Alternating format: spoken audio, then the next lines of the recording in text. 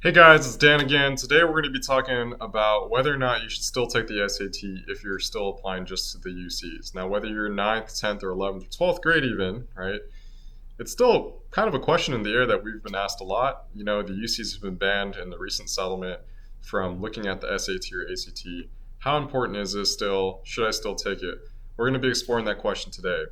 If you guys are finding this channel useful, please drop a like, subscribe, and a comment. It really goes a long way in helping us support basically you guys in making high school a lot easier. So let's get into it. Number one is you probably should still take the SAT specifically or the ACT because chances are if you're applying to the UCs, you're also applying to the CSU system. And even though the UCs have been banned from using the SAT or ACT through spring 2025, the CSUs currently are slated to use the SAT or ACT starting fall 2022, meaning that's next year, right?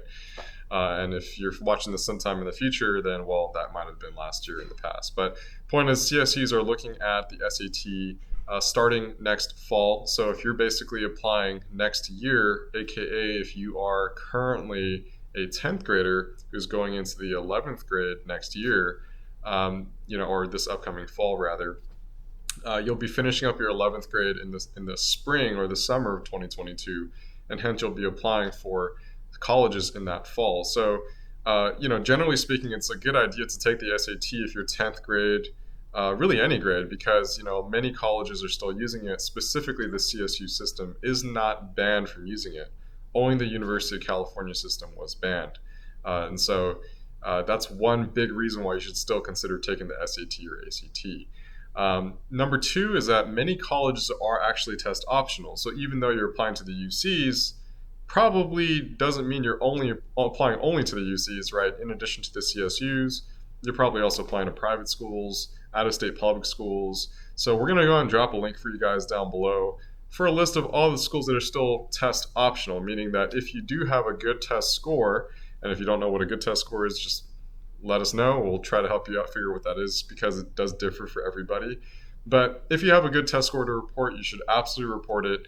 Hence, if you're still looking to take the SAT, you have technically all the way through fall if you're a rising senior. But if you're still an underclassman, grade 9, 10, or 11, you have a lot of time to figure it out in terms of basically test attempts and really calculating a good score for you. So a lot of private schools and non-UC universities are obviously taking tests still as an optional component. And if you have a good score, you should definitely submit it. And lastly, guys, the last reason to still take the SAT, even if you're applying to the UC system, is the National Merit Scholarship. That's still on the table. Now, if you are basically going to become a senior this fall and you're going to be applying for colleges, it's already too late. You probably already taken the test, or perhaps you just didn't get a shot. But if you are grade 11, if you are grade 10, if you're going to 11th grade, you're going to the 10th grade, you're going to the 9th grade, right?